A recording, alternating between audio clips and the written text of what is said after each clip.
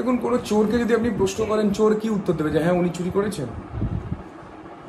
যদি আপনি চোরকে পুলিশ প্রশ্ন করে যে আপনি চুরি করেছেন, উনি বলবেন হ্যাঁ আমি চুরি করেছি, কিন্তু ডকুমেন্ট প্রমাণ দিচ্ছে।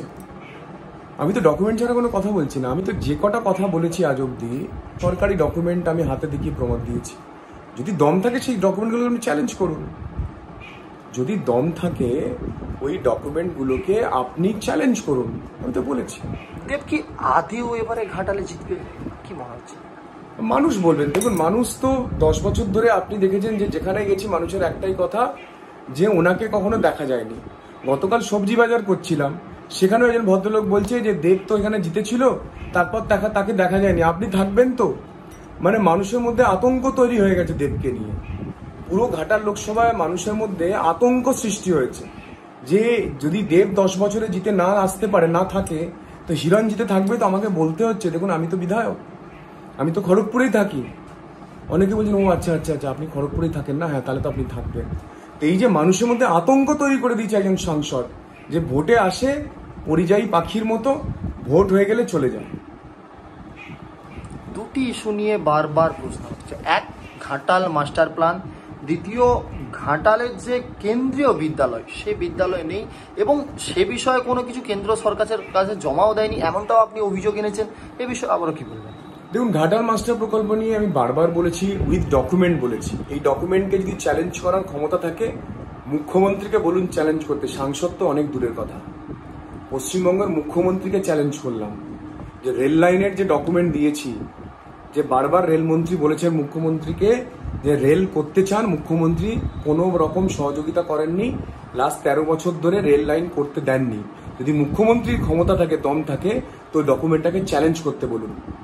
আর যদি মুখ্যমন্ত্রীর ক্ষমতা থাকে তাহলে আমি ঘাটাল মাস্টার প্রকল্পে যে দুটো ডকুমেন্ট জমা দিয়েছি আপনাদের সবাইকে দেখিয়েওছি, টেকনিক্যাল ক্লিয়ারেন্স, ইনভেস্টমেন্ট ক্লিয়ারেন্স, যদি দম থাকে ওই দুটো ডকুমেন্টকে চ্যালেঞ্জ করুন। আর 3 নম্বর যেটা আপনি আপনাকে জিজ্ঞেস করলেন যে কেন্দ্রীয় বিদ্যালয়, দেখুন এরা হলো 174 ধারাতে বিশ্বাস করে। 174 ধারায় ওনার সহকর্মী, ওনার সহ সাংসদ, তিনি 174 ধারা হয়েছিল বলে তিনি যেতে পারেননি বসিরহাটেতে। তো উনিও সেরকমই সাংসদ, যিনি সাংসদ প্রশ্ন করছেন লোকসভাতে যে কেন্দ্রীয় বিদ্যালয় কেন হয়নি। তো কেন্দ্র বলছে রাজ্যকে তাকে জমা দিতে বলুন। রাজ্য থেকে কোনো প্রকল্পই জমা দেয়নি, উনি প্রশ্ন করছেন কেন্দ্রকে কেন কেন্দ্রীয় বিদ্যালয় হয়নি। তোকে সাংসদকে বলুন যে কিভাবে প্রশ্ন করতে হয়, কিভাবে প্রশ্ন করলে অ্যাকচুয়ালি প্রশ্নটা বোঝা যায়। জানেই না যে কেন্দ্রীয়, আগে তো নিজের রাজ্যকে জিজ্ঞেস করবে। আরে নিজের সরকার তো, নিজের মুখ্যমন্ত্রী তো, আগে মুখ্যমন্ত্রীকে জিজ্ঞেস করুন আপনি যে দিদি আপনি কি কেন্দ্রীয় বিদ্যালয়ের প্রপোজাল জমা দিয়েছেন, তারপর তো কেন্দ্রকে প্রশ্ন করবেন। আসলে বছরে 2 থেকে 3টে প্রশ্ন করেছেন, তো ফলে যারা সমস্যা হয়েছে যে কি প্রশ্ন করবেন সেটাও জানেন না। আর ওনার ওই পিকের যে টিম আছে তারা লিখে দেয় স্ক্রিপ্টে, ওই লেখা থেকে 1.5 মিনিট সাংসদে বলে, দেখে 1.5 মিনিট, আর ওই দেখে কপি পেস্ট করে একই প্রশ্ন 2022-এর ডিসেম্বরে ঘাটাল মাস্টার প্রকল্প নিয়ে করেছে, সেম প্রশ্ন, আবার 2023-এর ডিসেম্বরের একই প্রশ্ন করেছে, কপি পেস্ট 1 বছর অন্তর, বাট 1 বছরের মধ্যে কোনো কাজ করেনি। প্রশ্ন 2022-এ যা করেছে 23-এ তাই করেছে। তো সাংসদকে বলুন অ্যাটলিস্ট সময় না থাকলে একটু তো পড়াশোনা করতে হবে, একটু তো সংবিধান নিয়ে পড়াশোনা করতে হবে।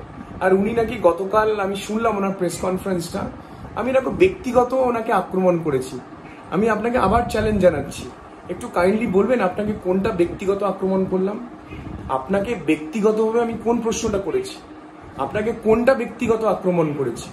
আপনি ঘাটাল মাস্টার প্রকল্প নিয়ে ভুল বোঝাচ্ছেন সেটা নিয়ে বলেছি, আপনি রেল লাইন নিয়ে ভুল বোঝাচ্ছেন সেটা নিয়ে আমি আপনাকে বলেছি, গোল্ড হাব নিয়ে আপনি মিথ্যে কথা বলছেন সেটা নিয়ে আমি মানুষকে বলেছি, আপনি এখানে ট্যাবাগারিয়া ব্রিজ নিয়ে মানুষকে মিথ্যে কথা বলছেন সেটা নিয়ে আমরা বলেছি, আপনি সবঙ্গের কাটাখেলি ব্রিজ নিয়ে মিথ্যে কথা বলছেন আমি সেটা নিয়ে আপনাকে বলেছি, আপনি গরু চোরে এনামুল হককে চেনেন না, আপনি মিথ্যে বলছেন সেটা নিয়ে আমি মানুষকে বলেছি।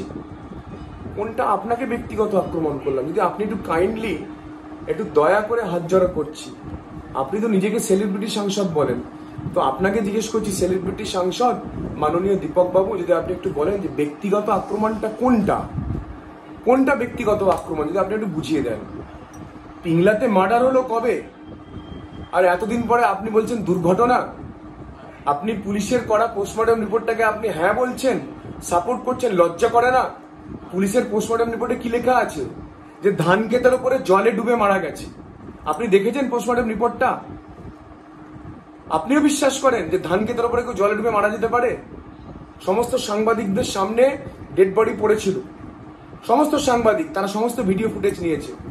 আপনার পুলিশ বলছে এসপির নেতৃত্বে যে ওই ডেড বডি যিনি মারা গেছেন, আমার ভাই শহীদ শান্তনু গড়ই, তিনি নাকি ওই ধান ক্ষেতের মধ্যে, ওই ধান ক্ষেতে কোথাও জল নেই, ওখানে নাকি জলে ডুবে মারা গেছেন।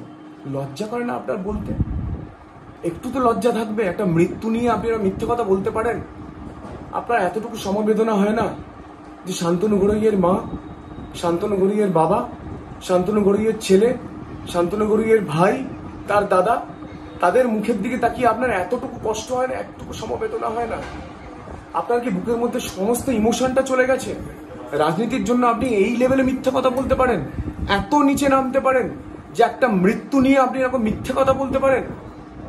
ক্ষমা করবেন, মৃত্যু নিয়ে মিথ্যে কথা বলবেন না। আপনি ঘাটাল মাস্টার প্রকল্প নিয়ে মিথ্যে বলছেন, আপনি গোল্ডহাব নিয়ে মিথ্যে বলছেন, আপনি রেল লাইন নিয়ে মিথ্যে বলছেন, আপনি টাবাগারিয়া ব্রিজ নিয়ে মিথ্যে বলছেন, আপনি কাটাখালি ব্রিজ নিয়ে মিথ্যে বলছেন, আপনি তেঁতুলতলা ব্রিজ নিয়ে মিথ্যে বলছেন। আপনি তো মিথ্যের পর মিথ্যের পর মিথ্যে বলছেন। কিন্তু হাত জড়ো করে আপনাকে প্রার্থনা করছি, অনুরোধ করছি, আমার ভাই শহীদ শান্তনু গড়ইয়ের মৃত্যু নিয়ে আপনি মিথ্যে বলবেন না। একটা খুনকে আপনি ধান ক্ষেতের উপরে জলে ডুবে স্ট্রোক হয়েছে, পুলিশের এই বয়ানটাকে আপনি সত্য বলে চালাবেন না। আর 10 ঘন্টা এফআইআর নিতে পুলিশ কেন সময় নিল? 10 ঘন্টা ধরে এফআইআর নিল কেন? পুলিশ তার মাকে, তার ভাইকে, সবাইকে বারবার চমকাচ্ছিল, ধমকাচ্ছিল। একটু পুলিশকে জিজ্ঞেস করুন না। আপনার তো পুলিশ, আপনার নয় বুকে কোনো হৃদয় নেই, আপনার নয় সমবেদনা নেই, আপনার নয় অনুভূতি নেই, আপনার নয় ইমোশন নেই, কিন্তু পুলিশকে তো বলুন একটু সহানুভূতিশীল হতে। একটা মৃত পরিবারকে গিয়ে চমকাচ্ছে, ধমকাচ্ছে, বলছে বয়ান চেঞ্জ করো।